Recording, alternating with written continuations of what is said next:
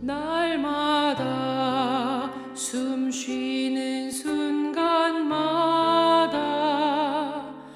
내 앞에 어려운 일 보내 주님 앞에 이 몸을 맡길 때 슬픔 없네, 두려움 없네.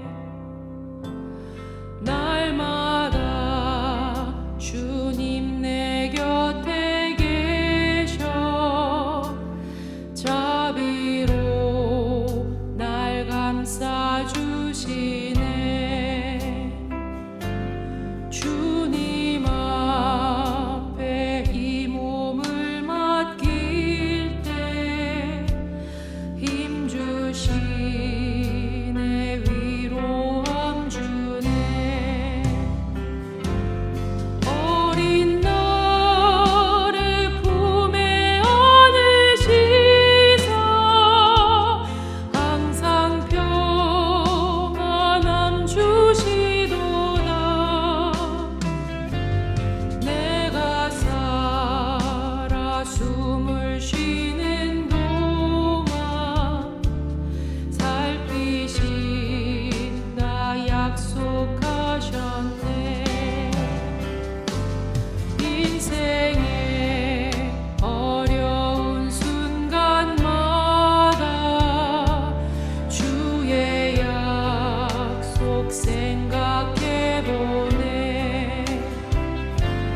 내 맘속에 믿음 잃지 않고 말씀 속에 위로를 얻네.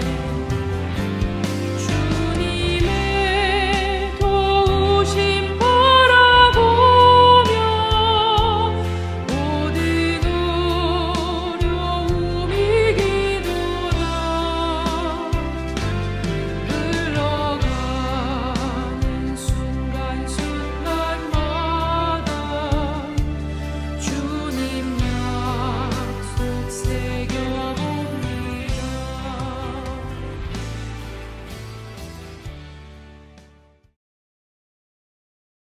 함께 보실 하나님 말씀은 베드로전서 2장 19절 20절 말씀입니다. 부당하게 고난을 받아도 하나님을 생각함으로 슬픔을 참으면 이는 아름다우나 죄가 있어 매를 맞고 참으면 무슨 칭찬이 있으리요. 그러나 선을 행함으로 고난을 받고 참으면 이는 하나님 앞에 아름다우니라. 본문은 부당한 대우를 받는 상황에 대한 말씀입니다. 본문의 첫 부분입니다. 부당하게 고난을 받아도 하나님을 생각함으로 슬픔을 참으면. 베드로는 부당한 고난을 받을 때에 하나님을 생각하며 슬픔을 참으라고 말합니다. 당시 부당한 주인 때문에 고난을 당하는 사람들이 많이 있었습니다. 베드로 사도는 그런 상황 속에서 하나님을 생각하며 참는 것이 아름다운 모습이라고 말합니다. 이러한 성경의 가르침은 부당한 대우에 대하여 무조건 참아야 한다는 의미가 아닙니다. 악을 묵인하거나 불의를 정당화하라는 뜻도 당연히 아닙니다. 다만 악한 세상 속에서 살아가다 보면 항상 공정한 대우만 받을 수 없고 모든 억울함을 다 해결하며 살 수도 없는 상황에 대한 이야기입니다. 때로는 이유 없이 오해를 받고 선한 의도로 한 일이 왜곡되며 정당한 평가를 받지 못하는 일도 있다는 것입니다. 무엇보다 우리는 고난에는 두 종류의 고난이 있다는 것을 알아야 합니다. 하나는 자신의 죄와 잘못 때문에 받는 고난입니다. 다른 하나는 선을 행하다가 받는 고난입니다. 하나님을 생각하며 참는 고난이란 당연히 두 번째, 즉 선을 행함으로 당하는 고난을 의미합니다. 그래서 본문 마지막은 말합니다.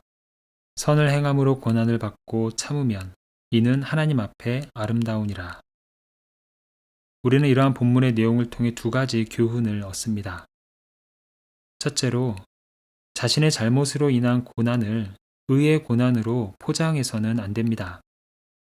우리는 어려운 일을 당하면 쉽게 자신을 피해자로 생각합니다. 그래서 자신의 실수나 잘못 때문에 문제가 생겼어도 마치 믿음 때문에 고난을 받는 것처럼 여길 때가 있습니다. 베드로는 이것을 분명하게 구별하기 위해 본문에서 이렇게 말합니다. 죄가 있어 매를 맞고 참으면 무슨 칭찬이 있으리요.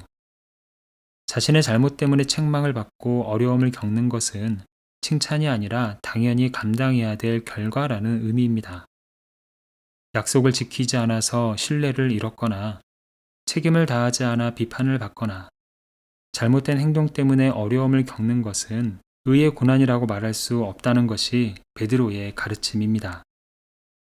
따라서 우리는 고난을 당할 때마다 먼저 스스로를 돌아보아야 합니다. 이 고난이 정말 선을 행하다가 받은 고난인지 아니면 나의 부족함과 잘못 때문에 생긴 일인지를 정직하게 살펴야 합니다. 그리고 만일 자신의 잘못이 원인이라면 그것을 인정하고 책임지는 자세가 필요합니다. 하나님은 그런 사람에게 용서를 베푸시고 오히려 성숙의 길로 인도하십니다. 존 맥스웰은 이런 말을 했습니다. 잘못을 저지르는 것은 인간적이지만 그 잘못을 인정하는 것은 성숙함의 증거이다. 둘째로, 선을 행하는 중에 당하는 고난에 대해 우리는 인내해야 합니다. 우리가 알다시피 선을 행한다고 해서 언제나 좋은 결과만 따라오는 것은 아닙니다. 정직하게 살려고 할 때 손해를 볼 수도 있고 원칙을 지키려 할 때 오히려 불이익을 당할 수도 있습니다. 가족을 위해 애쓰고 희생했는데 그 마음을 온전히 알아주지 못할 때가 있습니다.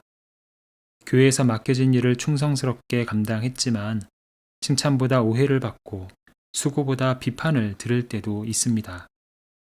선한 의도로 시작한 일이 예상치 못한 갈등으로 이어지기도 합니다. 베드로는 바로 이런 상황에서 선을 포기하지 말고 인내하라고 권면합니다. 특별히 하나님을 생각하며 참으라고 말합니다.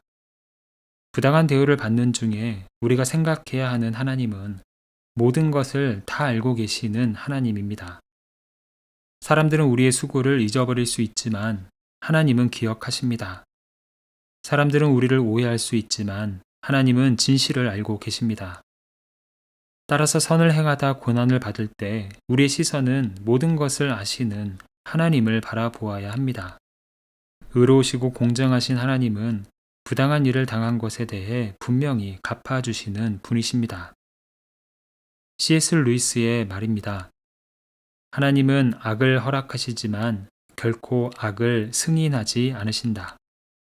결국 선을 행하는 인생이 승리한다는 의미입니다. 본문은 부당한 고난을 받을 때 가져야 할 성도의 태도에 대한 말씀이었습니다. 우리는 먼저 자신의 잘못으로 인한 고난과 선을 행하다가 받는 고난을 분별할 수 있어야 합니다. 자신의 잘못으로 인한 고난이라면 겸손히 책임을 인정하고 회개해야 합니다. 선을 행하다가 받는 고난이라면 낙심하거나 선을 포기해서는 안 됩니다. 선을 행하는 중에 당하는 모든 고난을 하나님이 아시고 분명 갚아주실 것입니다. 그래서 고난에도 유익이 있습니다. 고난을 통해 자신을 돌아보며 성숙해 가고 고난 중 인내하여 하나님께 아름답다 칭찬을 받습니다. 고난 속에 담겨진 은혜를 생각하며 잘 견디어 마침내 하나님께 아름답다 칭찬받는 우리의 삶이 되기를 소망합니다. 함께 기도하겠습니다. 사랑의 주님, 우리에게 찾아오는 고난 중에도 우리를 아름답게 빚어가시는 은혜에 감사를 드립니다. 고난을 만날 때 먼저 자신을 돌아보는 겸손한 마음을 주시고 잘못이 있다면 회개하며 바른 길로 돌이키게 하여 주시옵소서. 또한 선을 행하는 가운데 이유 없는 오해와 부당한 대우를 받을 때에 낙심하지 않게 하시고 모든 것을 아시는 주님을 바라보게 하여 주시옵소서. 고난 속에서도 믿음과 인격이 성숙해져 가며 주님 앞에 아름답다 칭찬받는 삶이 되게 하여 주시옵소서. 이 시간 우리가 하는 일과 우리가 머무는 일상의 모든 순간을 주님께 올려드립니다. 우리가 계획하는 일들과 손으로 감당하는 모든 수고 위에 주님의 은혜를 더하여 주시며 때로 찾아오는 고난 속에 인내할 수 있도록 성령으로 함께하여 주시옵소서. 우리의 가정과 직장, 학교와 교회, 그리고 각자의 삶의 자리에서 하나님을 기쁘시게 하는 삶의 예배자가 되게 하여 주시옵소서. 작은 일에도 성실함을 잃지 않게 하시고 하루하루 하나님의 나라를 아름답게 섬길 수 있는 우리의 삶이 되게 하여 주시옵소서. 예수 그리스도의 이름으로 기도합니다. 아멘. 이제 각자 가지고 있는 기도의 제목으로 기도하고 말씀 중 깨달은 내용과 말씀의 열매가 풍성한 삶이 되기를 바라며 기도하기 원합니다. 특별히 오늘은 우리가 하는 일과 우리가 머무는 일상의 모든 순간을 주님께 올려드리며 중보하는 시간입니다. 이제 다 함께 이러한 기도 제목으로 기도의 자리로 나아갑니다.